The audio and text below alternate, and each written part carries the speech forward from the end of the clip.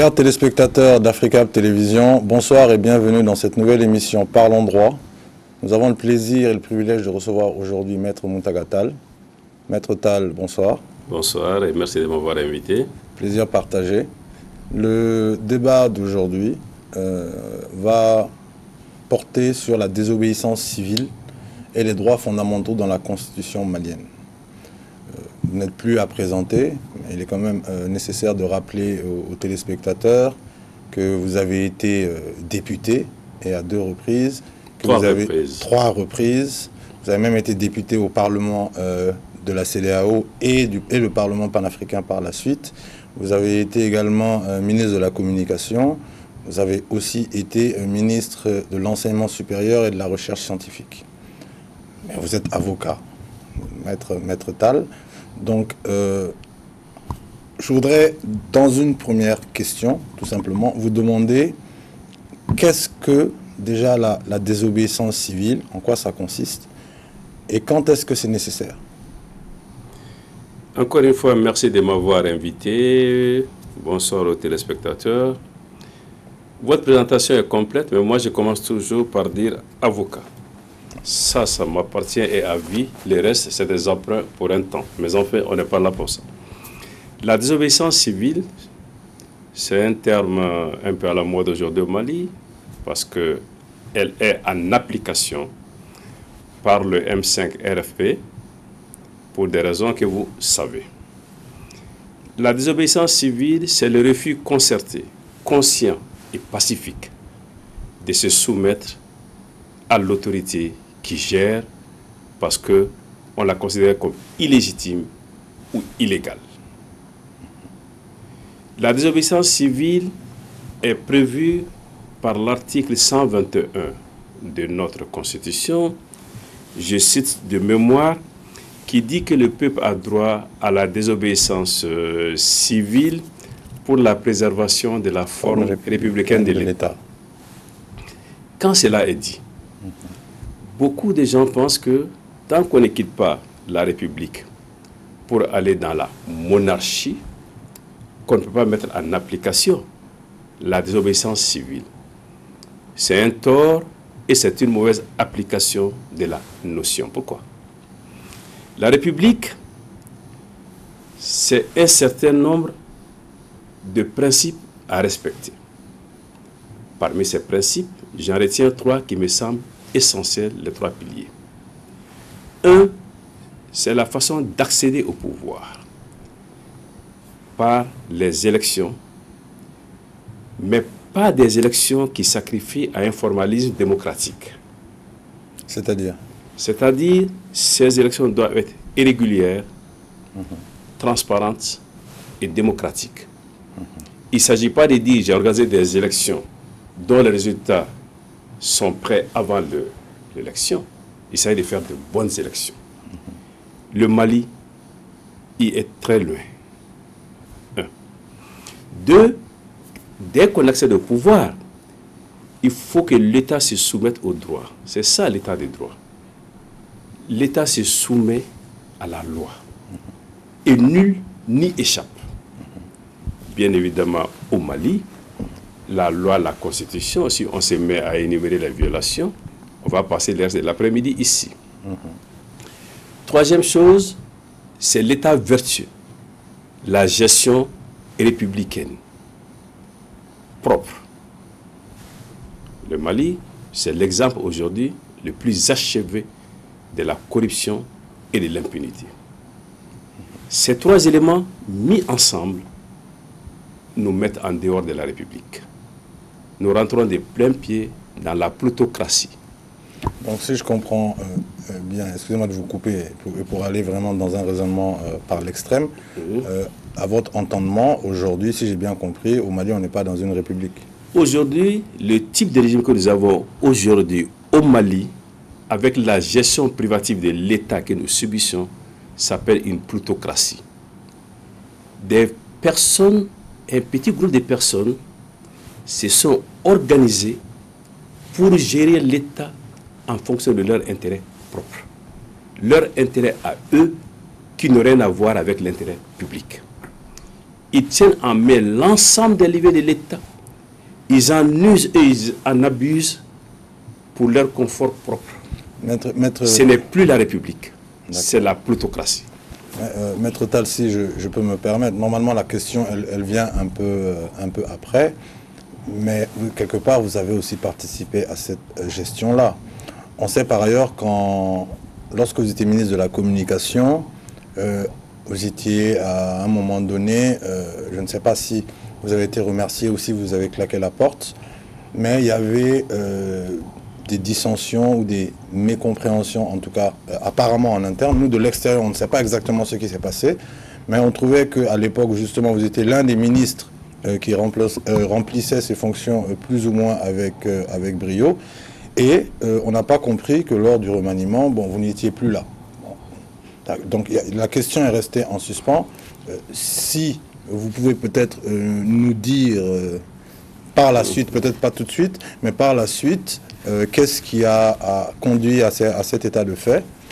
Parce que nous allons voir dans le cheminement des questions qu'on va parler effectivement des droits fondamentaux et que certains de ces droits-là sont rattachés aussi à ces ministères-là, quoi. Merci. Vous savez, j'entends souvent cette remarque. Pourtant, vous avez été dans cette équipe à un moment donné. Oui. On oublie, pour ce qui me concerne, puis je parlerai de façon plus générale, que pendant 25 longues années, j'ai été sollicité et je n'ai pas accepté de troquer un mandat de député contre un poste ministériel. 25 ans. Pendant ces 25 années, plus de 10 cadres du Sénid ont été ministres. Mais pourquoi? Pourquoi je n'ai pas accepté? Parce que je bénéficiais de la confiance des gens de Ségou qui m'ont élu député. Même si le poste de ministre politiquement est plus visible et plus important que celui de député, il était important pour moi d'honorer le pacte de confiance qui me liait au mien à Ségou. De les représenter valablement. Deux, il y avait suffisamment de cadres au Sénid pour assumer les fonctions ministérielles. Et trois, j'avais une profession qui me suffisait et qui continue à me suffire. Je n'avais pas besoin pour ces trois raisons d'être dans un gouvernement. Beaucoup d'autres pouvaient le faire. Et ce qu'on a envoyé, on assume ce qu'ils ont fait, même si certains ne sont plus avec nous, mais nous assumons ce qu'ils ont fait. Moi-même, je suis allé à un moment donné, parce qu'on m'a dit, et c'était vrai, l'école est dans les trous. Ce n'est pas une question partisane ou politique. On cherche un homme capable de poser des actes forts pour redresser l'école. Nous avions un enseignement supérieur. Depuis près de 2 ou 3 décennies, il n'y avait rien de normal. Je ne suis pas venu inventer l'écriture. J'ai poursuivi un certain nombre de choses qui étaient en cours, mais j'ai réussi à poser des actes. Avant de quitter, j'ai fait un bilan que j'ai mis sur Internet, je l'ai publié, je l'ai donné. Est-ce qu'on peut avoir, nous, les grandes lignes? Dans les grandes lignes, il y a 3 principaux points auxquels je me suis attaché. Le premier, il s'agissait de pacifier l'espace universitaire. Il n'y avait que des grèves. Encore des grèves, toujours des grèves. Les grèves des enseignants prenaient les relais de ceux des étudiants et vice-versa. Nous avons réussi à faire, par la grâce de Dieu, mais aussi avec l'implication de tous ceux qui travaillent dans ces ministères. Je le dis souvent, du planton au secrétaire général, en passant par les syndicats, les étudiants, les enseignants, mon personnel propre, ma secrétaire, mon chauffeur, mon chargé de sécurité, tous nous nous sommes mis. Et on venait tous ensemble. Hein. À 6 h du matin, on était là. Moi, j'étais là. Et je partais le dernier, tous les jours. Et résultat, au bout d'un certain moment, ce n'est pas exhaustif, on a réussi à pacifier l'espace universitaire, 0 grève pendant 2 ans. Ce n'était pas jamais vu depuis 3 décennies. Deuxièmement, on a essayé de normaliser. Normaliser signifie quoi? On a pris un symbole. On a dit on va faire la rentrée universitaire le même jour, toutes les universités rentrent ensemble. Et ça prend fin ensemble. Donc c'était un symbole, mais derrière le symbole, il y avait la volonté d'instaurer des années normales. Nous avons procédé à la transparence dans la gestion. Zéro bourse non méritée. Avec un système d'attribution de bourses qui perdure et qui perdurera jusqu'à la fin des temps, où on ne peut pas donner la bourse du pauvre au fils du puissant. On a mis en place un système de préinscription et d'orientation en ligne. Les étudiants venaient à 5 h du matin, à 2 h du matin, se battaient pour savoir qui va être inscrit, qui ne le sera pas, un terme. On a mis un terme aux promotions académiques par voie syndicale ou politique. Nous avons aujourd'hui un nombre incalculable de gens qui... Moi, je suis professeur 2. Moi, je suis docteur 2. Il l'a été par décret. Ou parce que les syndicats ont fait pression. On a mis un terme à ça. On devient un professeur, on est docteur, que par des voies appropriées. Il n'y a plus du tout de quotas parce que le syndicat veut, parce que le ministre veut, parce que le président veut. Nous avons moralisé les heures supplémentaires. Il y avait à boire et à manger là-dedans. Des milliards qui partaient sans raison. Nous avons mis en place un code d'éthique. Bref, on ne va pas passer. Un certain nombre de choses. C'est sur Internet.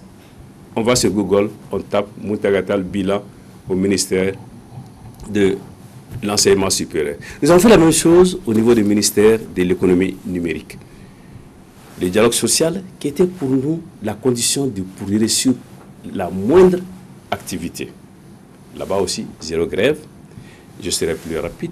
La loi postale attendait depuis 20 ans. On l'a fait passer en Conseil des ministres. 20 ans d'attente. Aujourd'hui, ça se voit au niveau de la poste. La presse était n'importe quoi.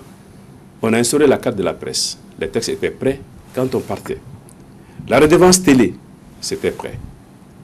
Au niveau de l'ORTM, qui est le navire amiral au niveau de la communication au Mali, nous avons instauré de nouvelles grilles avec essentiellement 4 ou 5 points qu'on a adoptés lors du dernier conseil d'administration que j'ai présidé 1 mois avant de quitter le ministère. 1. Il faut instaurer les débats contradictoires, y compris avec l'opposition.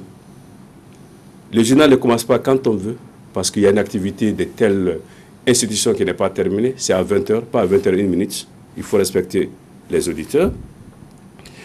On a dit il faut également le langage des signes. Malheureusement, aujourd'hui, il est balbutiant. On a introduit Don Kibarou. On a fait en sorte que l'anglais et l'arabe soient là au niveau de l'ORTM. Mais je regrette, il y a un point sur lequel j'avais insisté, qui avait commencé mais qui a disparu, c'était les écritels. Chaque fois qu'il y a un événement au Mali, il faut aller sur RFI, sur les agences internationales pour savoir. Mais dès qu'il y a un événement au Mali, qu'il plaise ou qu'il ne plaise pas, faites passer une bande. Dites voilà ce qu'il y a et que l'ORTM soit la source principale et la map pour l'information au Mali. À la map, on a institué les sites internet, on a installé la nouvelle imprimerie. En matière d'économie numérique, on a lancé la licence pour la quatrième licence, la procédure pour la 4e licence. On a fait le free roaming qui est aujourd'hui en vigueur. Quand le temps passe, on s'en rend plus compte. Et puis la loi de la presse à laquelle j'étais né. Il était au niveau du secrétaire général du gouvernement, c'est-à-dire la fin de la procédure, avec la dépénalisation des délits de presse. Bon, bref, là aussi, c'est sur Internet. On peut prendre, on peut voir et prendre ce qu'on veut là-dedans. Mais qu'est-ce qui explique donc votre départ? J'ai envie de dire encore une fois. Vous savez, moi, je n'ai jamais accepté que l'arrivée dans un gouvernement où les départs fassent l'objet d'une crise.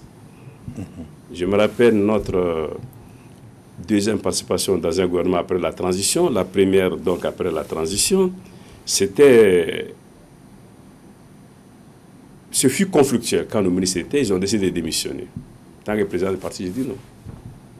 Nous allons attendre un changement de Premier ministre pour partir en douceur, sans être à l'origine d'une crise politique ou d'un clash politique.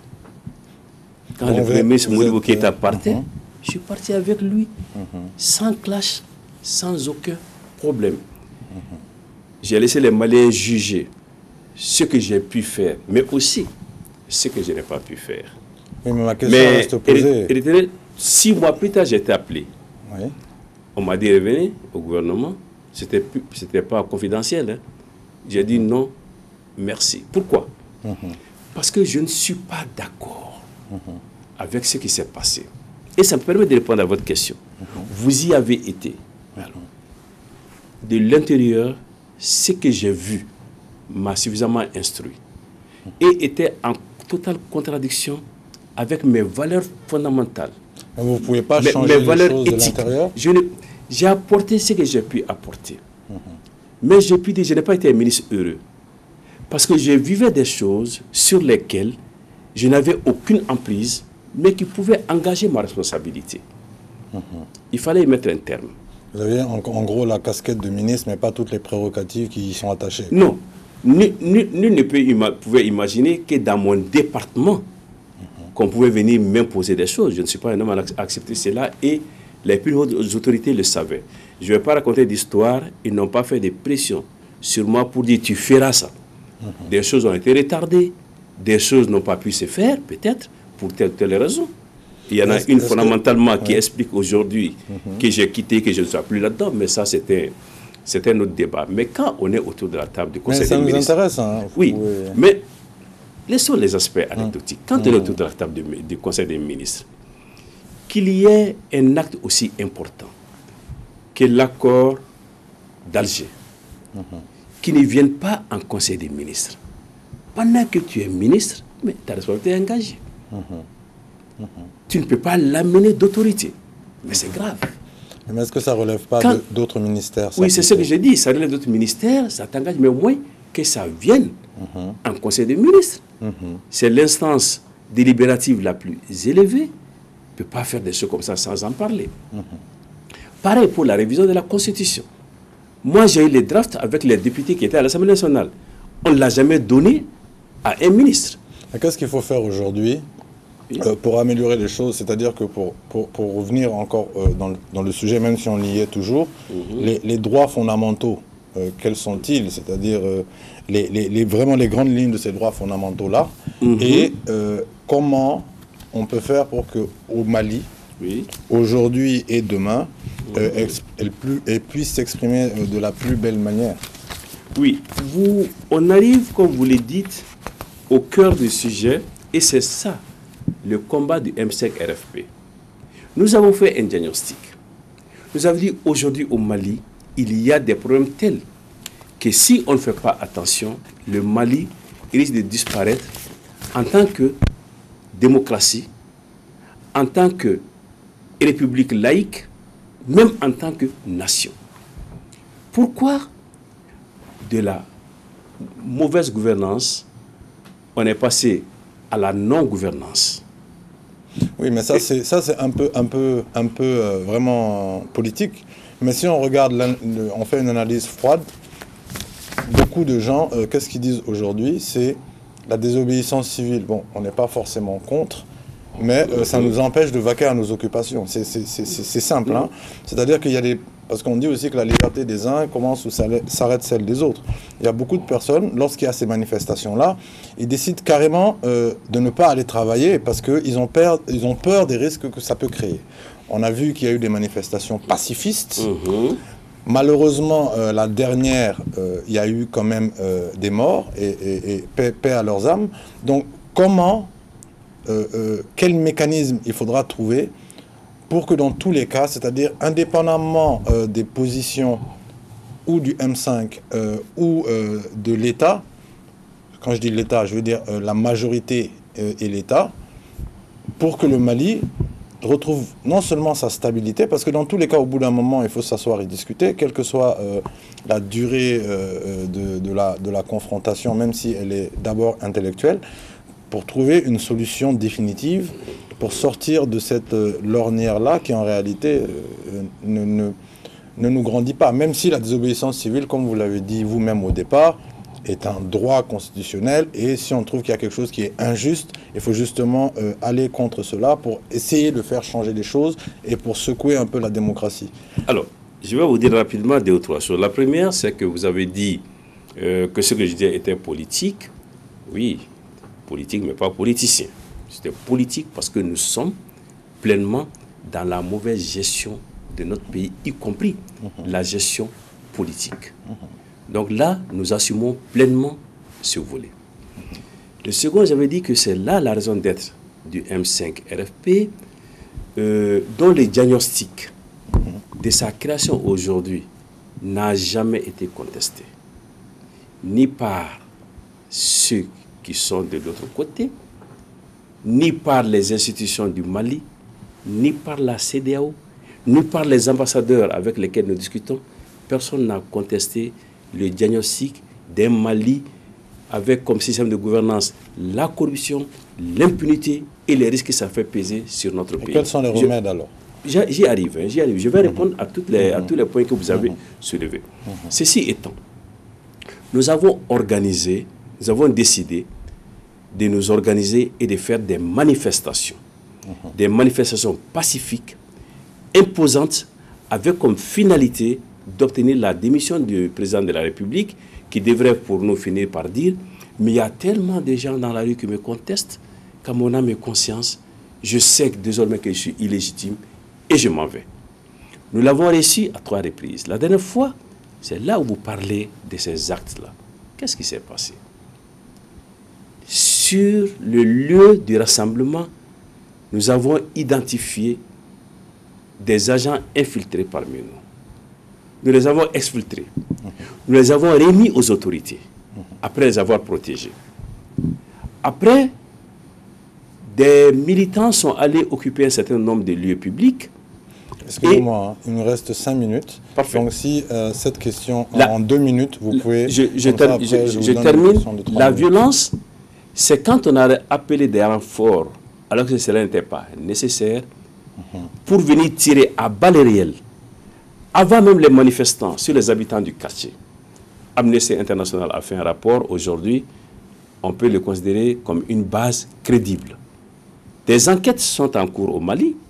Nous avons déposé plainte. Nous en déposerons au niveau de la CPI. La vérité se saura. Mais vous dites, tout ce qui s'est passé a été provoqué par la violence d'État inutile, en utilisant des forces antiterroristes contre des militants aux mains nues. Le reste, vous pourrez apprécier.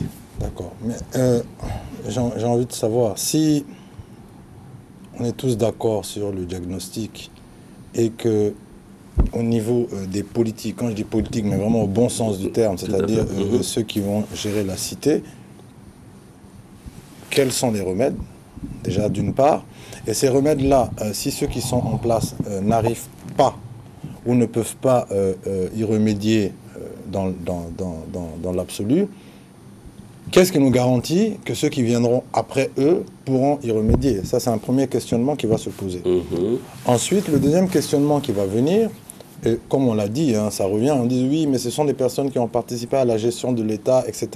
Mais ce que vous nous dites nous édifie un peu. Ça veut dire que malgré le fait que beaucoup ont participé à la gestion de l'État, ils n'avaient pas toutes les possibilités, ou en tout cas, ils n'avaient pas toute l'écoute dont ils avaient besoin.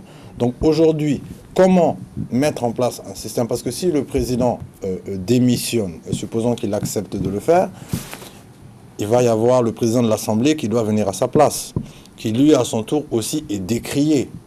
Et même si notre Constitution ne le prend pas stricto dans ces articles, on sait que dans ces cas-là, c'est la loi française qui prime.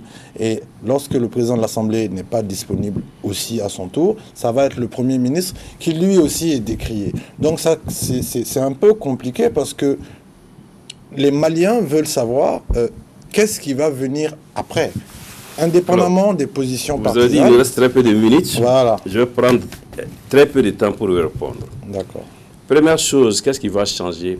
Plus rien ne se passera comme avant désormais au Mali avec ce que le M5 a fait. Plus rien ne se passera comme avant. On sera obligé de respecter un minimum de règles légales et éthiques dans notre pays, premièrement. Deuxièmement, ce que vous dites est exact. Mais pourquoi nous en sommes là? Parce que nous étions sortis de la République. Nous avons 8 institutions. Aucune ne fonctionnait régulièrement. Aucune. Il y avait un président de la République, lui-même issu d'élections frauduleuses. Les 7 institutions en berne. Mais c'est de tout cela qu'il faut parler, faire en sorte que rien de tout cela ne puisse recommencer. Mais quand le président fait cela, il ne peut pas en être le bénéficiaire. Il faudrait que nous en tirions les conséquences. C'est pour cette raison que nous avons dit il faut que le président démissionne premièrement. Démissionnant, il faut que nous rentrons dans une transition. Oui, mais s'il y a un autre président qui vient, ou si le président actuel reste, si j'ai bien compris, avec ce qu'a fait le M5 aujourd'hui, plus ne sera jamais pareil. Et dans tous les cas, on aura un moyen de contrôle.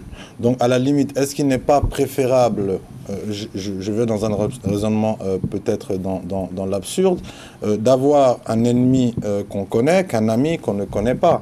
Parce qu'aujourd'hui, si ces choses peuvent s'appliquer sur le président... Je veux dire une chose qui est importante. Vous avez raison dans l'absolu. Mais puisqu'il nous a peu de temps, je suis obligé aussi, le Mali est le seul pays où la continuité garantit l'instabilité et l'inefficacité. Ailleurs, on dit la continuité, mais c'est exactement le contraire pour nous. En matière sécuritaire, en matière financière, en matière économique, en matière de liberté, dont malheureusement, on n'a pas pu beaucoup parler, et beaucoup d'autres domaines. Aujourd'hui, la continuité, c'est la pire des options. Et c'est pour cela que nous avons dit démission. D'accord. Je vous remercie. On va vous donner un dernier mot. Si vous avez un vœu à l'adresse des Maliens et un vœu pour le Mali, que peut-être un peu avant, vous puissiez nous donner une maxime qui vous a marqué ou qui vous marque encore aujourd'hui, pour conclure un peu cet entretien qui, je l'espère, on aura l'occasion de rediscuter de certains points, notamment par rapport aux différentes libertés et aux droits fondamentaux. Donc, on ira d'autant plus vite que les deux se rejoignent, c'est moi. Je crois fondamentalement à cette vieille maxime vérité de chez nous. Je l'ai dit en bambara, j'ai cherché la traduire en français compliqué. Maya et Hakli. Ça résume toute l'humanité soudano-soudanaise et sahélienne. Maya, c'est un peu l'humanité. Hakli, c'est la capacité d'intégrer tout son environnement et d'avoir une ligne de conduite calquée sur cela. Donc, dès l'instant que l'on réussit à comprendre que pour tout ce que l'on fait, il faut d'abord réfléchir, mûrir l'action, peser et sous-peser les tenants et les aboutissants. Franchement, on peut avancer sans trop de risque de se tromper, de trébucher ou de tomber. Et si chaque Malien aujourd'hui, Yehaklik Kemayaye, je crois honnêtement que non seulement on sortira des difficultés dans lesquelles on se trouve, et Inch'Allah, par la grâce de Dieu, on ne se retrouvera plus dans pareille impasse. Puisse Allah m'entendre et donner à tous les Maliens cette vision, cette conscience, cette connaissance de soi, ce respect des autres, ce respect du bien public, du bien commun, pour que le Mali non seulement sorte de la situation dans laquelle il se trouve, mais que plus jamais le Mali ne soit la risée du monde. Bon, merci Maître Tall. L'entretien fut court mais très, très intéressant. Donc, que Dieu vous entende et que Dieu bénisse le Mali et les Maliens. Normalement, là, c'est fini, hein, mais je vais quand même vous poser la question. Est-ce que mardi, parce qu'il y a beaucoup de gens aussi qui nous regardent, est-ce que mardi, on pourra aller travailler? Vraiment, vous avez 1 minute, parce que normalement, l'émission est finie, mais quand même, ça serait bon de savoir si mardi, ça va être des accès principaux qui vont être touchés, ou ça va être des institutions, et ça va se faire en sit-in et de manière pacifique. Mardi, nous avons donné rendez-vous aux Maliens au monument de l'indépendance pour, nous l'espérons, y tenir le plus grand rassemblement de l'histoire du Mali moderne. Mais pacifique. Nous avons déjà tenu des rassemblements très pacifiques. Nous resterons pacifiques. Nous ferons tout pour que ce soit pacifique, mais s'il vous plaît, puisqu'on nous entend, demandez qu'on ne vienne pas nous tirer dessus. On espère qu'il n'y aura pas de tir et qu'il n'y aura pas de mort. Donc merci, on se donne rendez-vous dimanche prochain à la même heure et sur la même chaîne.